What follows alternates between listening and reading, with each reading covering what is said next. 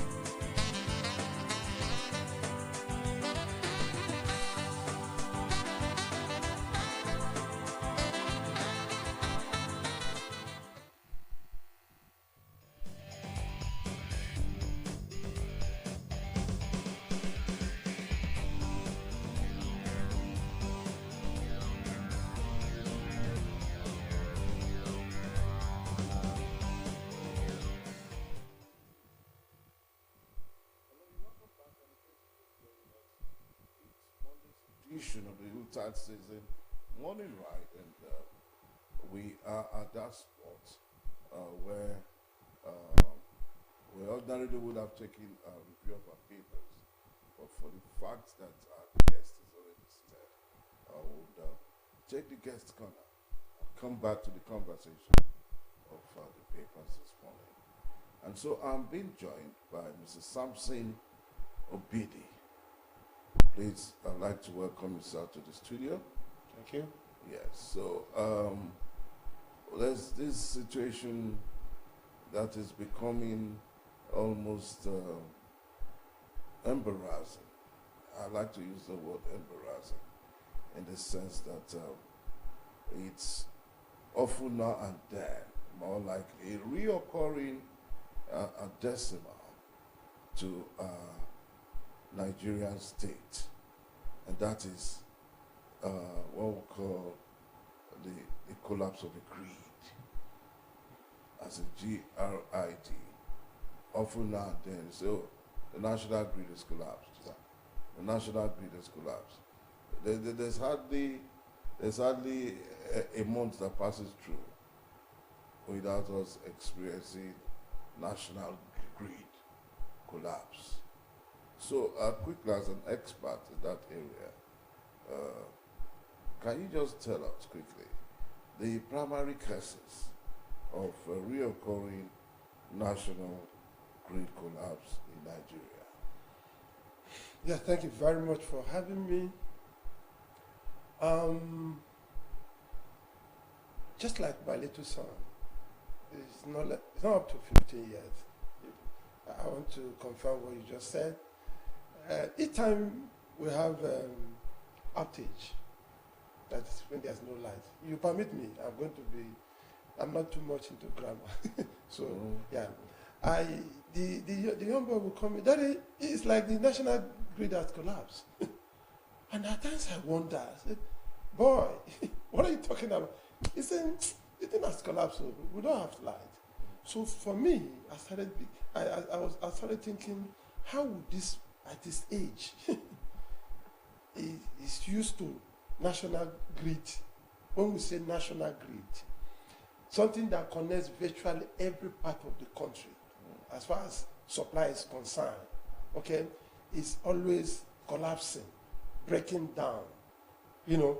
So when you ask me what are the likely causes, bros, I will tell you for good that corruption. Yes. And what's corruption? A systemic crime. Yes. So when people talk about the grid is collapsing, and you're talking about something that has to do with power, electricity, you know, and what you have there is always breaking down often. For your own information, brother, this is the 12th month of the year. We got 12 collapses. More than? Yes. No, for now. The last one that happened last week will make it 12 to 13 in a year. That means every month you have, let's put it that way, every month you have one issue that is system. When you say national, that the whole country is shut down. That is, you used the word embarrassing. I think you should be more than that. It's a shame. It's a shame. And then you go to the issue of what could be the problem. I just mentioned a systemic crime. Yeah, because I put it that way because if people are committed, yes, if people know the essence of having power supply, if we know the value we derive from having constant power supply in every part of this country, I don't think that somebody could be that careless to allow it to happen the first time, the second time, and the third time, fourth time, you know. And then I'm going to give you some tips, just like you asked. Why do you have it? Why do you have this issue occurring? One, naturally.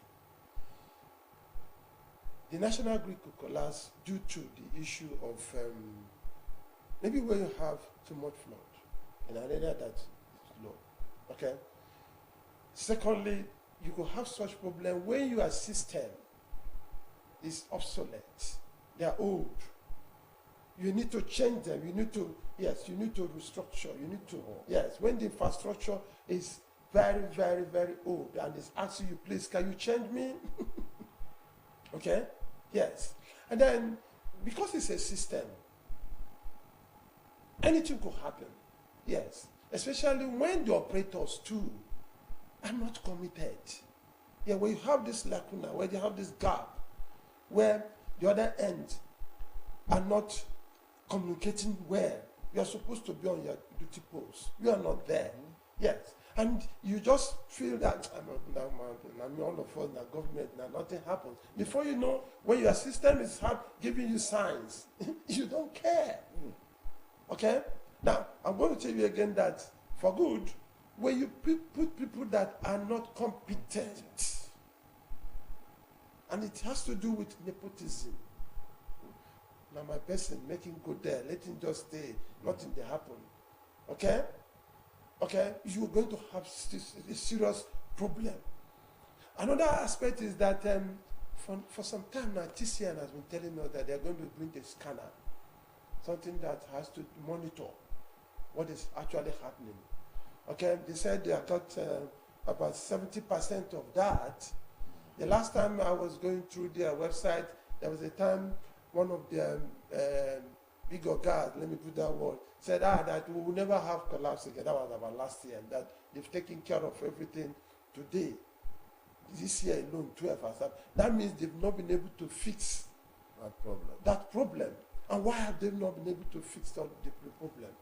It boils down to the issue of, one, not committed, and secondly, this thing I called corruption. Yeah. Yes. Which and it's eating deep into the yes. system. And if it has gotten to that extent, brother, that our power supply cannot be sustained, cannot be stable, that means we're in a serious problem, more than the political issue. Yes. Okay, so quickly now, a lot of people have attributed a few factors by way of conditions of the equipment, so to say. So from your own expertise, how does the age and condition of Nigeria's power infrastructure, that is by equipment now, contribute to this failure? Is it that they have gone through the period of wear and tear, or they are obsolete? Yeah. By way of equipment. Yeah. Okay. Yeah. One, you got right. Some of the equipment we have, we call them power facilities.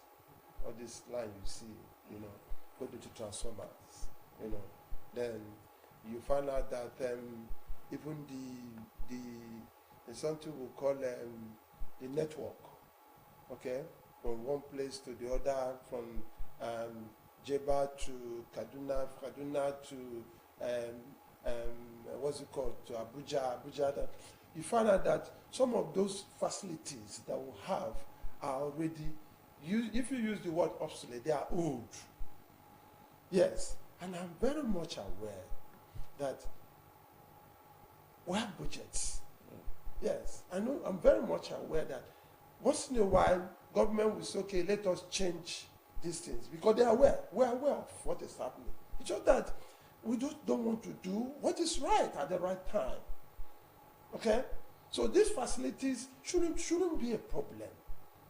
But because we have been designed to do the wrong thing, I don't know. I don't want to blame God for creating us, You know that these facilities is going to be, these facilities are going to be changed over time. You overhaul, you maintain. Okay? Let me tell you something, brother. If you buy a transformer, there are transformers that will last for 5 years. they will not tell you, but some people know that this transformer, once it is not the original one, maybe they are not using the right coil, copper, maybe they're using aluminum to do for the coil, it's going to be 5 years. Yes. And then you just bring it and say, now go buy transformer, just bring and come. Before you know, the thing is packed. And you know, some of us that do this business, some of us that are supply that bring in these things, know that this thing will not last this time. So before that time, it's expected that you should have taken care of it. Yes, I'm ashamed when they say our equipment are obsolete. Brother, what are we talking about? Are you not supposed to have changed it? Don't you know the time frame for this product to last, and then change it? Yes, that's why I said lack of commitment. Okay? Lack of commitment on the part of government. Yes. Or No, when you the said part government, of, yes, when you said management of the grid. all of, just put everybody together. Yes. The operators and the government. How do you, if the operators know too well that these things are not going to work, and they move it on to the government, who manage our resources, is it not? The essence of governance. I was in a function last time, data state assembly, when we were talking about data state having their own electric law. So they had public gathering. When I was given the opportunity to speak, I told them emphatically that governance without power supply, governance without power supply is zero. Yes. Because if you're a government, and if you know you are going to govern us, if you know you are going to manage our resources, brother, you must start with government must be involved in the power supply of the nation. There's no two ways about it. You can't be a president and you don't know much about what is happening in the power sector. The power sector is where everything revolves. Yes. So why must you be careless? Why must you put it in the hands of charlatans? Why must you put it in the hands of people that don't care?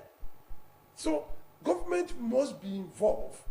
In fact, I got to a point and I told them that if you make this law without involving the government, you're not doing the right thing. I know the wrong man, there was this young man who was moderating, and he was asking me how. And I told him, government must be involved. When I say involved, in fact, if I were the governor, power supply must be, the report of power supply must be on my table every day. Yes. It has gotten to that extent. Yes. And then somebody said, government want to move the power issue to the public, let the market decide. And I told the young man, no, brother, you don't do that. Yes. And somebody said, no, government has no hand doing business. I said, how do you mean? The government can build airports. Government can construct our roads. So why can't government move into our power sector? Yes, build our power sector. Let everybody in Delta State, let everybody in Delta State, and I repeat it, have power supply. Bro, is it too much? No, it's not. It's not what I'm talking about. If you spend billions of naira and dollars to build airports for the few, okay? Then they award contracts to build roads, and those roads every year you see them. You know what I'm talking about? Yeah, you see, yes, and then they say, okay, so why can't you use part of that money to build our power supply in every local government of this state? You have the resources. It's just that no, we're going to bring in the public. How can they decide what is actually the main, the stream, what is the blood of this of the government? You put it in the hands of some few people.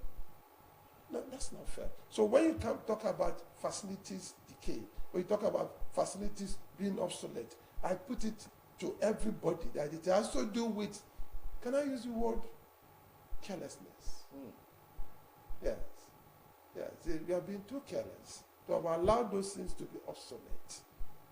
So that takes care of that aspect that we can do better. Okay. And so a follow-up to that discourse now. How do these power outages affect small businesses, especially those without access to to alternative energy sources because we know that the present day Nigeria that we are in now, you know, I want to use Delta State as a case study. Yeah. The civil servants are just about 55,000, Okay. or less than that.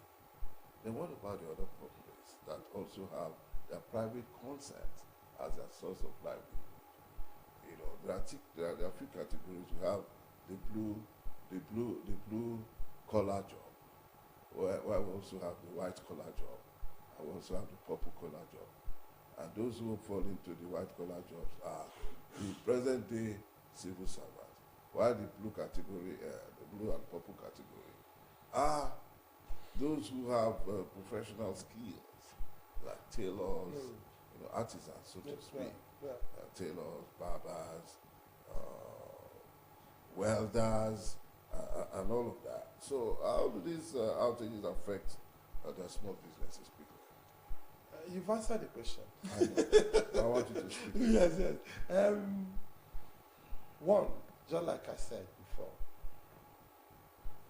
a society, a community, a people, a nation that don't have access to affordable, reliable, sustainable, sufficient power supply is living below average. Yeah, thank you. So, when you have this consistent failure of outage for even the few that have supply, in my state, the Delta State, how many local government you have? Now, if you go through this local government, how many of them have power supply for 10 hours? Yes. That's the question. That's what you're going to find out. So the few that have supply, the grid keep breaking down. Okay, how are they going to cope? What of the people don't even have supply at all? In my local government, I'm from Anocha South. Okay, my local government, out of the communities, about 60% don't have access to power supply. In my state, not up to 50% have access to power. When I say access, brother, I'm talking about having supply for the worst state, 10 hours. Yes. So when you look at it and you find out that even the one they have is falling down, they're not fit to hold on. How are they going to survive? You talk about the artisans, you talk about the business people, you talk about traders. You find out that what they are spending now, let me give you a scenario. The last time the brick collapsed, what is going to happen is that even when they restore it, it takes time for the service provider, in this case, BDC, to restore some of the community, because if it's restored, the people that are on 33 will pick. Okay? Then those people that are on 11, they won't pick immediately. They will start bringing them in bit by bit. Okay? So it may take about 2 days. Okay, before they will even join for those few hours they are giving their supply. Then you want to think about what happens within that time. You know what happens? Some of them will go and buy fuel. Unfortunately, they can't even, when I say they can't even, you know what I mean? Yeah. When you go to buy fuel these days, even some of us. So their business will suffer. And when their business is suffering, they are suffering. The society will be suffering. I sent a text message to BDC last time, their management, and I told them that my people are suffering. They're in pains. And somebody said, how do you mean? I said, because they don't have supply. Yes. They don't have supply. And the ones that have money, they have their money to buy meters, they have their money to do everything, yet you are not giving them, so you are coming to disconnect them. I say it's not fair, it's unacceptable. Because I can feel the pains, we feel the pains, but you know what I'm talking about. We can't buy fuel anymore. Yes. Then, what of gas? How much do you have to sustain your business? Okay? To even charge your phone, brother. You know what I'm talking about. You can't charge your phone these days. So, in fact, when you talk about the issue of saying, the collapse, the system, the national grid is collapsing, how are people going to, they are suffering. The important thing is that we must know that once it happens, suffering will increase. Yes, that's my answer to that. Okay, so quickly, we know that there's no good saying the fact that the times are actually challenging, and a few Nigerians are actually grappling through. So, what has been the challenging aspect for Nigeria when it comes to achieving stable and consistent power supply over the years? We know that there are some countries, I don't know how true it is, Okay.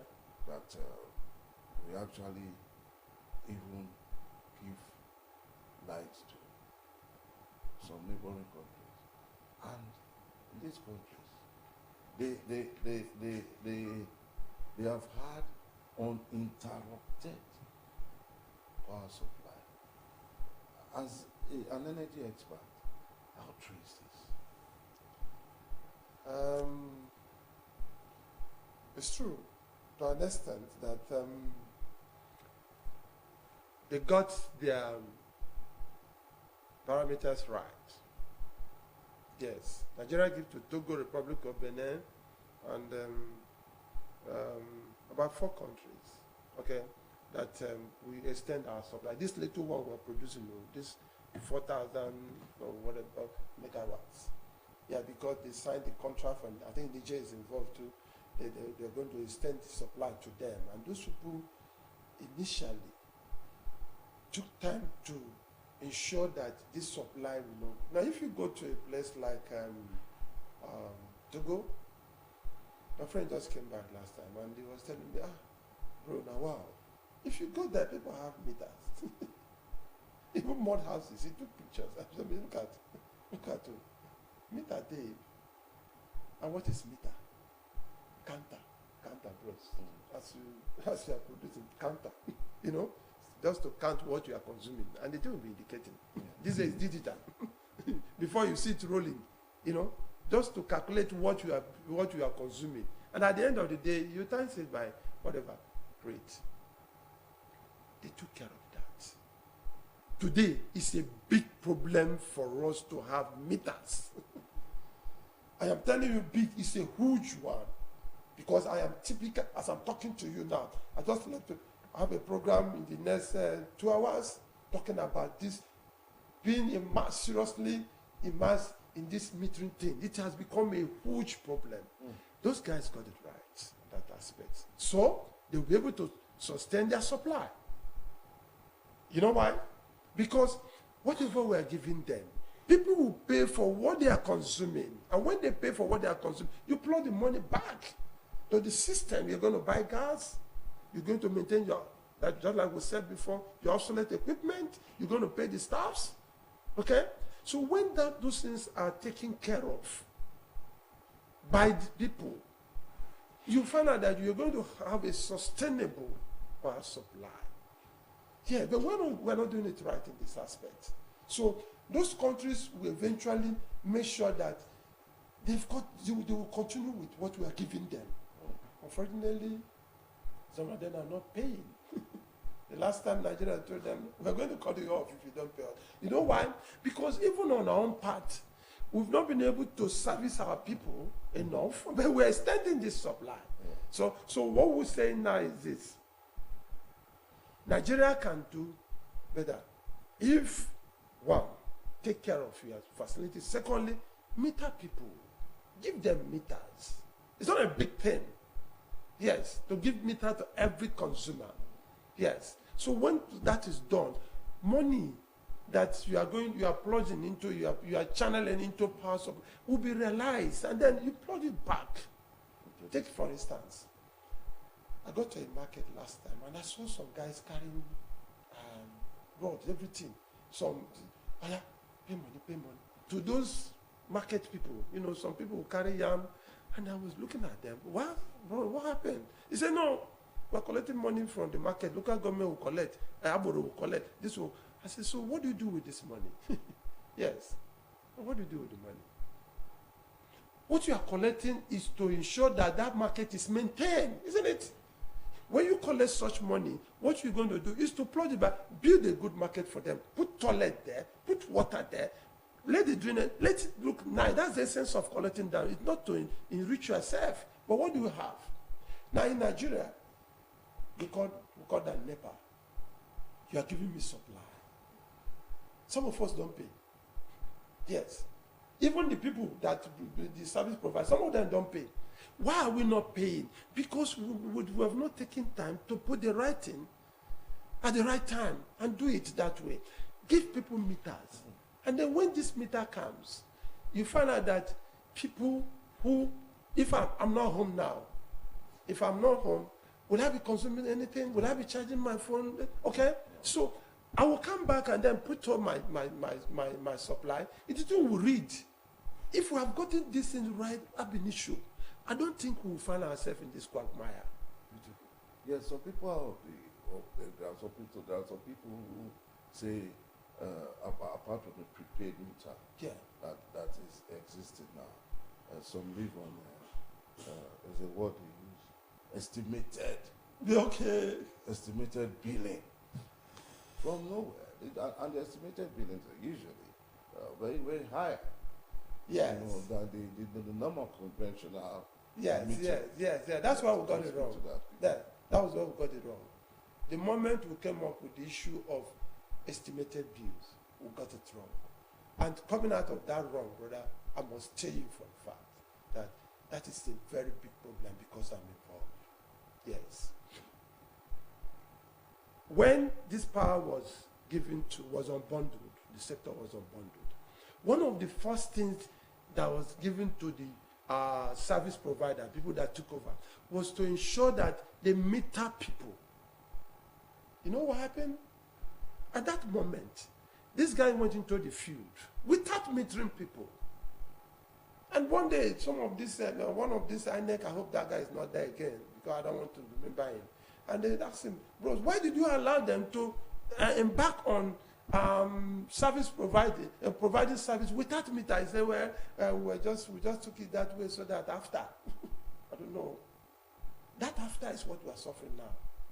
Yes. If they had ensured that before you give supply, before you take over, you have make sure that you have meters there, then we won't find ourselves in this mess.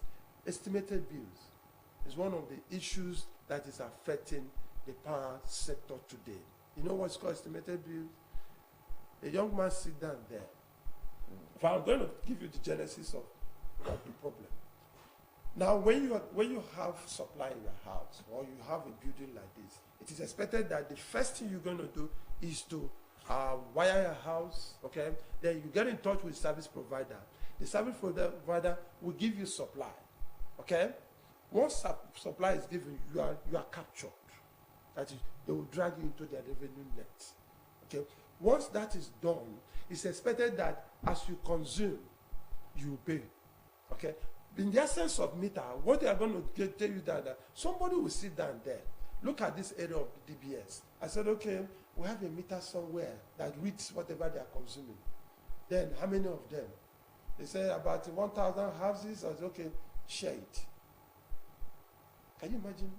Are we in the modern world? They will say, okay, share it. Give everybody 20,000, 10,000, 3,000. And then they will print the bill. Once that bill is paid, they will drop it on your door. Yeah. If you don't pay, I will yank your cable out. You know what I'm saying? Maybe NEPA. Okay? And then, what of the people? Some houses, as I'm talking to you now, some houses, nobody live there. But they are billing them. Okay? So, when they bring this estimated bill, and they say, okay, you must pay. If you don't pay, and I said, man, why can't you give these people meters? Do you know that even as I'm talking to you now, customers have money to buy meters, but they cannot have access to it. That's how bad it is. So why is it so? Yeah, why? One, my friend called me last time. though I had promised them that I wouldn't like to discuss, but I'm going to say it. That the service providers are not keen to give you meter today because they are consumed with this idea that they will pay estimated bill. They make more money, not only for the companies, but for themselves, the operators. Yeah, because if I come to your house and I'm billing you on estimated bill, if I come and you don't, I know about the settle now. Settle, make they go. They come on settle. Instead of you paying 5,000 or 10,000, just give me 3,000 naira. I will go. And you don't pay to the organization? Yes, and the money enters the young man's cell. Then at the end of the day, you know what happened last time? I saw a report where they wrote to NEC from this state that a transformer is owing up to 20 million. And then I was going to stop that report, I couldn't. Yes, and the next thing was I got in touch with the NEC, and they said, "Oh God, why are you disturbing them now? Your people are owing that transformer alone is saying about 20 million." I said, "How?" 20 million in the sense that they've just calculated what that transformer is giving out to the people, and then they will just bill. They will submit that report. That data state is owing them so much.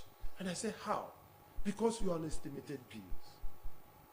So that aspect alone should be taken care of.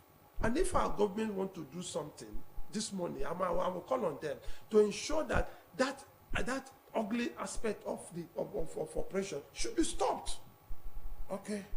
Just before I let you go, I think I'll just do two more routes. The way the telecom industry, kind of had a break into the economy by way of having various operations. There are indicators that the energy sector might get to that. Because at the point, Nitel was monopolistic. Yeah. I remember I have to go up to a kilometer to make phone calls. Yeah. And there was a privileged houses where it's only at 6 o'clock you are privileged to go there to receive calls.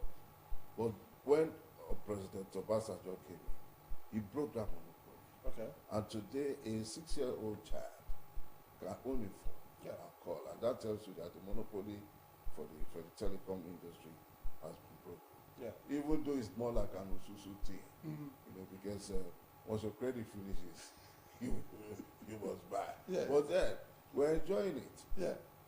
We are seeing that the energy sector might get to that point. So what role do you think the renewable energy can play in reducing dependence on our national grid? Yeah, renewable energy. It can, to a very large extent, play a very good role. Because we don't seem to have a very defined roadmap into our power sector. We may be getting it wrong too when it comes to renewable energy. For some time now, we've been talking about renewable energy. I had expected that by now, most of these things we're talking about, most people would have shifted or have alternative way of having their power supply in the country.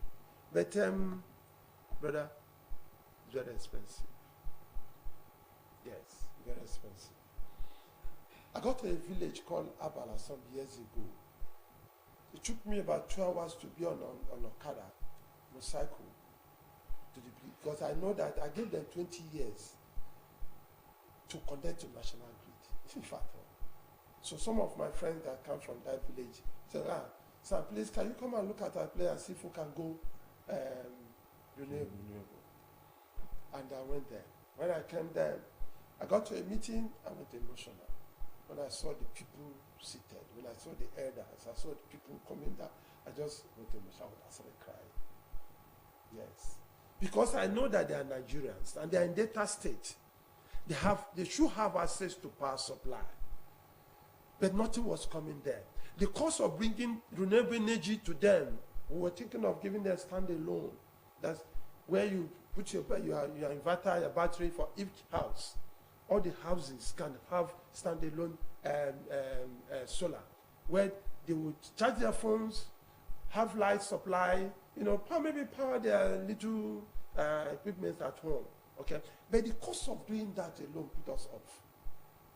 Government can take care of that. To the extent that we've been thinking that when you do that, put your meter, because there's nothing free, brother. Yes, I'm not asking you to give us free supply. Put your meter so that as they are consuming, they will be paying, okay? And then the money will go back to that investment. Then the investment can grow, and then you recover, just like what you just said about telecom. MTN, when they started, you know what we suffered? 35,000 naira for a SIM card, this, that. Over time, today it's about 100, 1,000 or maybe free. Okay, handset, apart from the dollar wahala now, So people started having access to communication. They can buy their handset. In the power sector, are we seeing such progressive trend? No, we are not. Yes, so when the renewable energy comes, I should expect the government. When I mean the government, I still calling the government, because if there's anything a government can do, I keep saying it. My name is Sam Obidi. If there's anything a government can do, a governor, local government, president, or whoever can do, please, it is to give people power supply. You're not giving them free. Just build it, get it work, so that people can have access to power. You're going to buy solar for them, or maybe you want to use any other means to give them supply. Please do it. You can do it. And when you do it, put your meter there. You can recoup your money, your investment. Why can we be that careless? The renewable energy is here, but it is very expensive. You know why? We're not producing anything here. I don't know if whether you are aware. Raw material. Yes, the batteries are not produced here. The solar panels are not produced here. And then when you talk about every other equipment, they are importing them. You know what we're talking about importation these days. So that aspect should be taken care of. And the only people that will take care of it are the people who manage, the people who are managing our resources. Call them government. Okay? So we can get hold of this. Let the renewable energy come in as an alternative. If this one no work, this one will work. But in a place like Israel, for example, Yes. Israel, they don't rely on their national grid. Yes. Because I was privileged to visit many years ago, and I found that driving through the locality, that virtually every house in Israel has Panel? a panel. Yes. More than 3, 4 panels in all the roofs. Yes. All have a panel. Yes. And I asked a question. They say they don't rely on the national grid. Yes. Do we see Nigeria getting to that point in the soonest possible time? How soon? You're asking me how soon? Okay, yeah. So say we're looking at the next 2 or 3 years from now. We can do it now. Okay. If we have the will. Call it political will. Okay. Yes. Nigeria can do it now, as I'm talking now. Nothing stops us from having this panel, use solar to start with. Nothing stops us from doing. The only thing that stops us, like my introduction, is because we are corrupt. Yes. And I told you that corruption is a systemic crime. Now you, me, everybody have decided to do the wrong thing to rid themselves. Yes. That's why we cannot do it. If in the nearest future, that's why we will be suffering. But if we can decide as a people, as a nation, okay, to say, okay, we're going to do it, we can do it because we have the resources to do it. Yes. If we decide today to start producing batteries, inverters, panel, Nigeria can do it. Come there. What are we doing? There's a polytechnic in my state, in my town. They don't have suppliers. I'm talking to you now. You know why? The bills came, millions, 2, 3 million, 4 million, and then they yanked the cable. And I made the rector. I said, no, we can fix this thing. We have engineer, polytechnic, brother. Yes. Polytechnic, Yes. plenty technical sector. The technical aspect, of, technology. of learning, of technology or whatever you call it. They don't have power supply as I'm talking to you now. How are they doing their practical? Are you telling me that if the government of the school can invest about 50 million in the next 6 months and say, okay, we're going to do something about our electricity within the campus. I'm not saying don't give it to the town. No. They cannot go research and then start producing their panels or start producing their batteries. It's laziness. What are we talking about? Laziness on the part of the lecturers. Apart from the lecturer, they don't have a program. There's no program for that. And the government too is a state polytechnic. What of the federal? What of the private one? Can't you have such a program? I said from today we're not going to go outside. We can generate our supply. It is very possible. Yes. But nobody is thinking towards that. Everybody wants to go, let's go and buy it. Let's go and buy it. So what are you doing in your engineering sector? At the time I met the head of the engineering department, and I said, young man, we can do something. Let's do a research. Do something that at least this school will not depend on the national grid. It is very possible if they can invest. Okay? If Nigeria can invest, if Delta State, very rich, very rich in virtually all the resources. You talk about water, talk about the sunlight. Delta State has it. Okay. Just before I let you go by the last question now, what can citizens do to advocate for a more reliable? Come again? What can citizens do to advocate for a more reliable power system in Nigeria moving forward?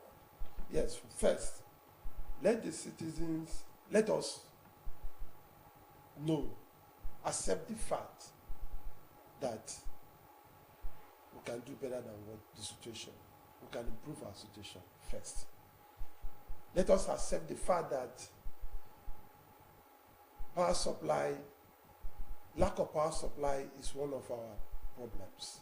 Once you accept it, I am a management scientist. The moment you are able to identify, I keep saying it on my program too, the moment you are able to identify your problem, 50% of that problem is solved.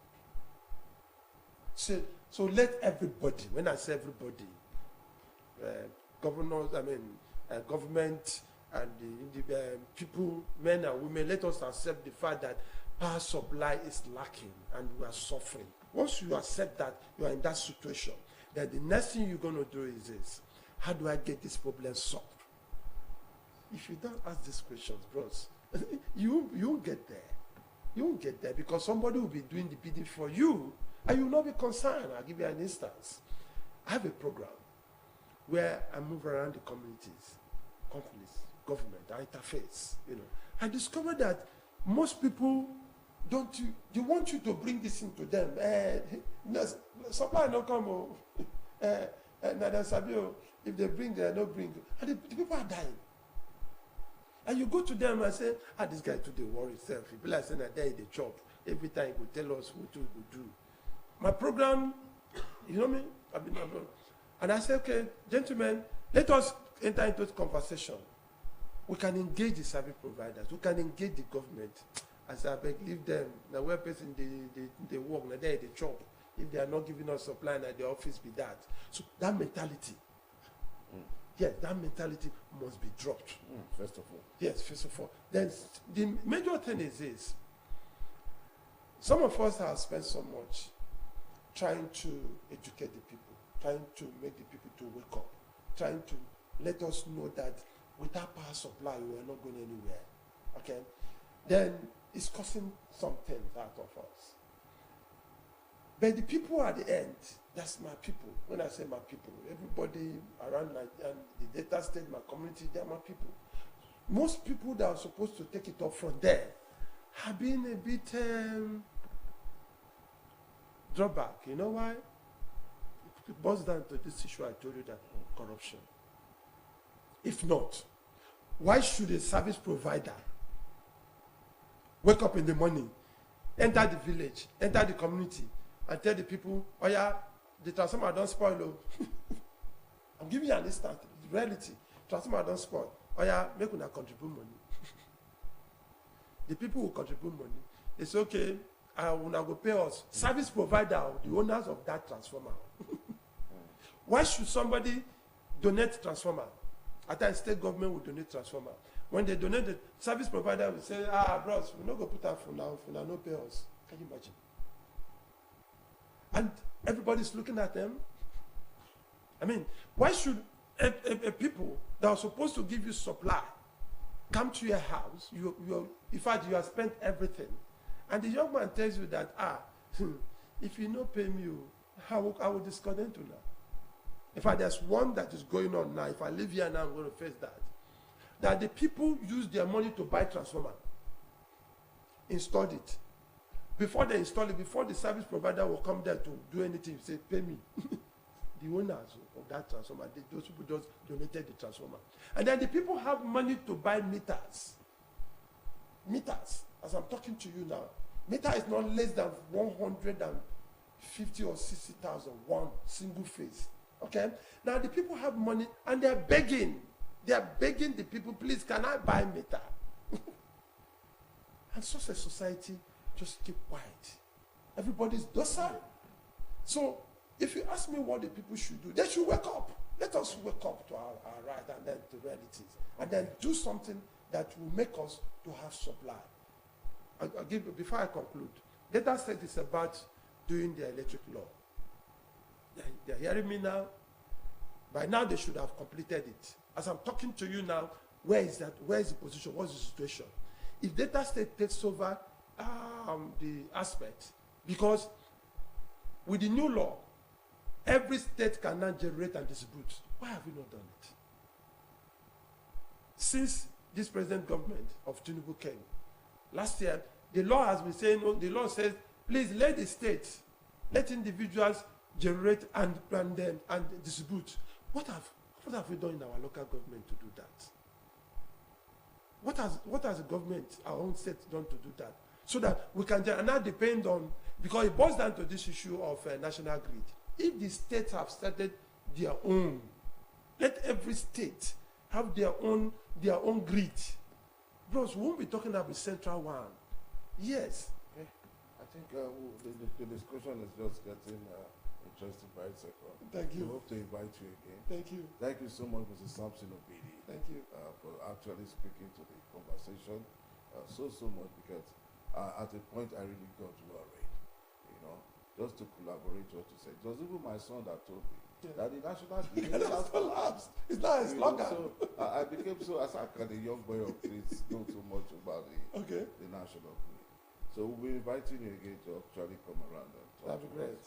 All right, on that note, we'll take a break. He's spoken so well, so intelligently from his wealth of experience. And then we'll be able to invite him again. Stay with us. When we come back, it will be yet another spot on the Yuletide session this morning. Goodbye.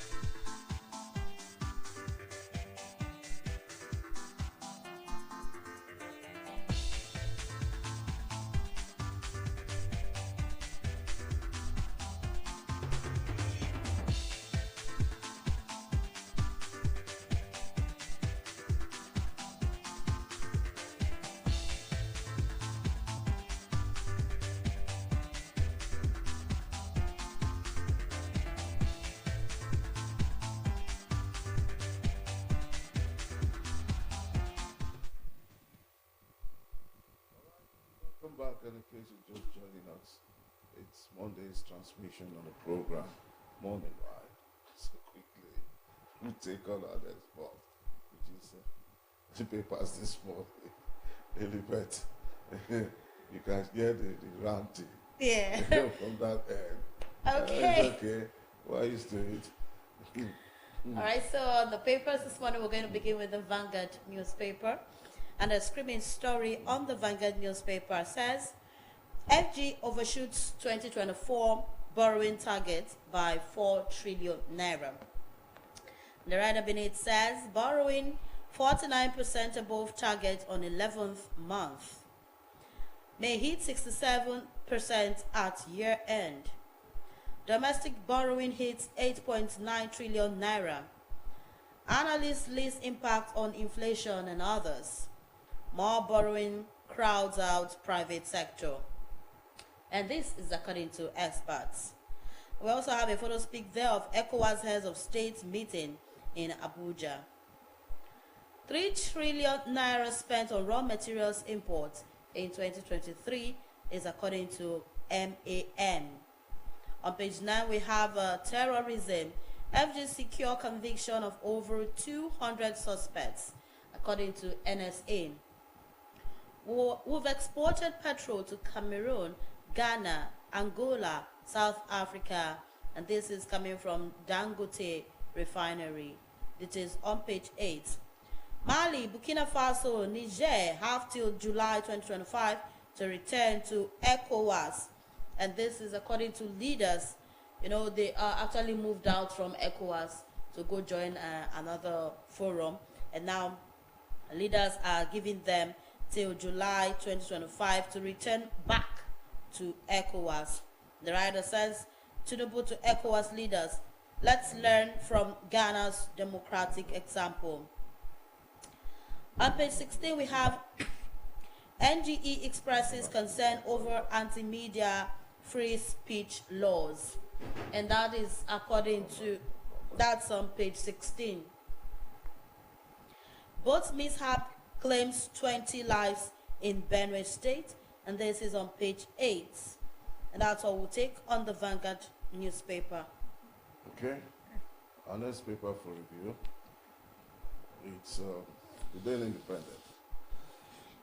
The Daily Independent is our next paper for review. Please, can we have the Daily Independent?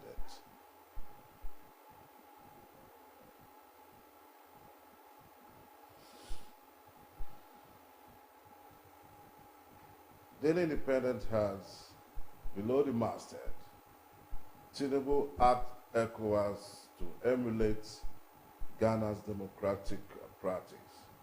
And the rider to that, Nigeria clears 85 billion naira, 54 million US dollars ECOWAS levy, 19 years after.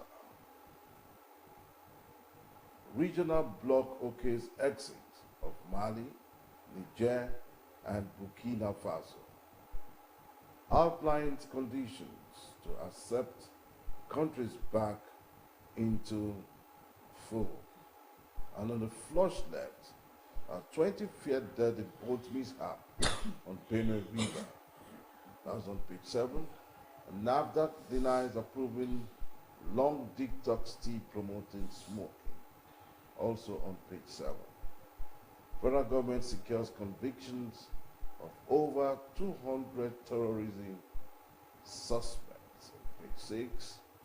And Tinubu urges new IPI leadership to work with his administration. And the last story there, CBN looks helpless as cash scarcity bites harder. Experts lament. That's the Daily Independent this morning. The Nigerian Tribune is our next paper for review, and the screaming stories on cash crunch. POS operators source funds from traders. Rider says increased charges by 150 naira and 200%. Not our fault. We no longer get adequate cash from banks, says operators. developments may set back CBN's cashless policy. And details on page 6. Confusion in LP as fresh defection looms. And this is on page 22. Rider says NAS caucus meets today as APC intensifies poaching. We will resist it. And this is according to IFO LP spokesman. ECOWAS begins withdrawal formalities for Mali, Niger, Burkina Faso. Tinubu settles 85 billion naira for $54 million levy. Task leaders to copy Ghana's peaceful general elections. Details on page 3. Also on page 3, NGE expresses concern over anti-media free speech laws. And we have Kwankwaso Duke meets Obasanjo in Abeokuta. You want to know why they're meeting?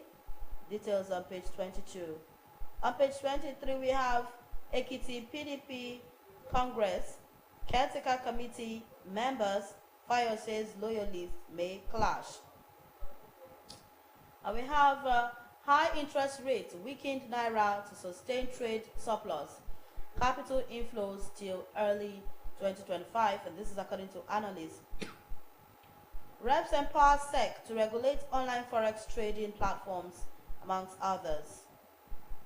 Boat accident, 20 feared dead on River Benue, and this is on page 4. All right, and that's it on the Nigerian Tribune this morning. Okay, from the Nigerian Tribune is the Daily Times, which is our next port of call. The Daily Times. Please, can we have the Daily Times? Okay. Above the masthead, Budget 2025, Clark urges Nigeria to declare state of emergency on the South. ASU, the Red Polytechnic staff to resume work today. Nigeria fully pays ECOWAS levy after 19 years. And below that, ECOWAS sets transition period for Mali, Niger, and Burkina Faso withdraw. All right, and quickly on the flush right, countdown to Miss Elegance. Okay, countdown to elegance, Miss Nigeria 45th edition. Okay, that is the advert there, and there's really little on much to say there. The bottom strip has Oba Benin begins Igwe Festival in surprise move. That is the Daily Times this morning. Right, Daily Trust is our next paper for review. The screaming story says high expectations as 32 states budget 22 trillion naira for 2025. The writer says appropriations upped by 31% from 2024's. Governors should prioritize capital expenditure, and this is according to experts. ECOWAS OK Niger, Mali, Burkina Faso's exit. Tinubu pays 85 billion naira and $54 million levy. Why there's acute malnutrition in Northeast and Northwest, and this is according to the FG. Politics, economy in focus as Obasanjo meets Kwankwaso and Duke. Over 200 terror suspects back death sentence and life imprisonment. 20 dead, 11 rescued in Benue boat accident. Nigeria exports 181.62 billion naira electricity in 9 months. Kaduna reopens markets after 10-year closure, urges peace. And that's it on the Daily Trust this morning. Okay, from the Daily Trust, we move over to the Guardian. The Guardian below the masthead. Nigeria on fiscal edge piles up 4 trillion naira on funding deficit in 12 months. And the photo speak there, we see an overview of the 2023 budget performance. It's actually an overview, so pick up a copy and study the overview. On the flush left, the Guardian wins 4 categories at the 2024 NMMA Awards. Coalition rallies against GM Foods, canvasses ecology. Lagos Rivers Federal Capital Territory, Oyo, earned 4.18 trillion naira VAT in 11 months. And on the flush left, Supreme Court rules on fresh suit, seeking Tinubu's disqualification today. Okay, after that, fresh anxiety over cash accessibility, as CBN threatens to impose 50 million naira fine on banks. Igbo, most marginalized in Nigeria, says Abaribe. Okay, we have 2,000 megawatts of electricity stranded at federal government's proposed projects store. Below that, Sanwo-Olu performs groundbreaking ceremony for Medipark Hall. Okay, that's it on The Guardian this morning. All right, and the Punch is our last paper for review. It says council autonomy. Algon Norgay kicks as governors get 2 trillion naira LG allocations. The writer says LG bodies worried over uncertainty in Supreme Court's verdict's implementation date. ECOWAS to approve Niger, Mali, Burkina Faso's withdrawal January 29. Death toll hits 20 as boat capsizes in Benue. NDLEA seizes 83 kg drugs from Canada, arrests 3. Abuja land only valid after payments, C of O, and this according to Minister spokesperson. APC opposition welcome planned PVC withdrawal. Tinubu not threatened by Obasanjo, Kwankwaso, Obi's 2027 talks, and this according to APC. OPS fears SMEs collapse as cash scarcity lingers. Dangote refinery extends export to 3 African countries. And that's it on the Punch newspaper this morning. Okay, our last paper for review. Okay. It's the Pointer newspaper. And I'm sure our PD will just take a flash from that pan. And yes, you can take a flash on that. All right? Okay. And it reads this way, simply put, Yuletide. Delta State government declares war against indiscriminate waste disposal as they set up surveillance to fish out perpetrators. Okay, it has this way, efforts have been intensified for Yuletide celebration without the sight of refuse in public places or private residences across Delta State. The consolidation of the state government strides in ensuring cleanliness at all times in all parts of the state.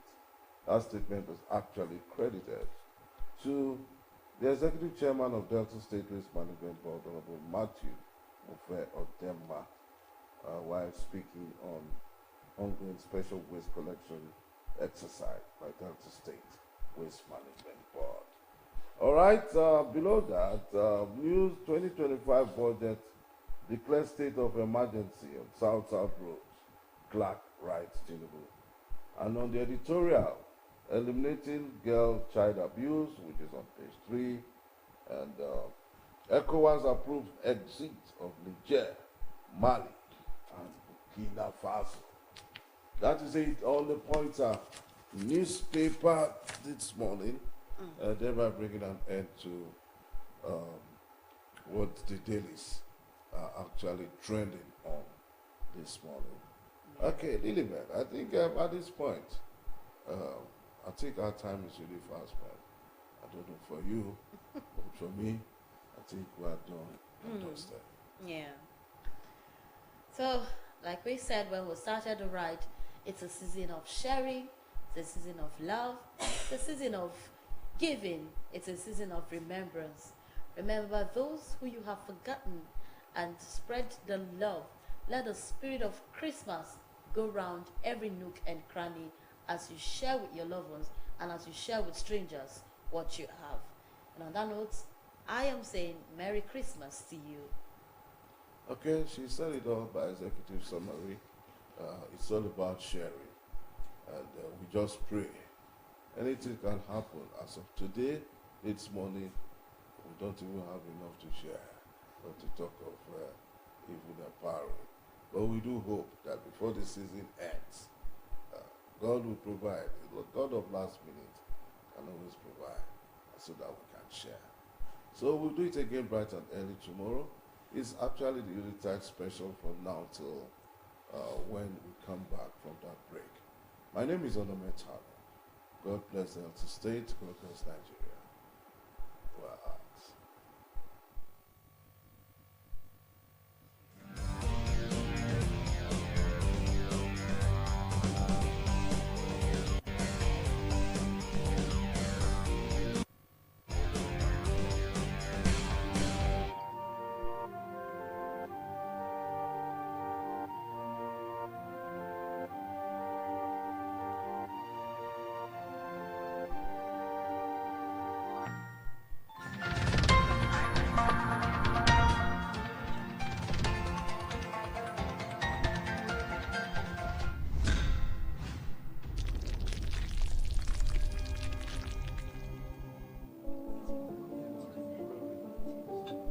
Let's go!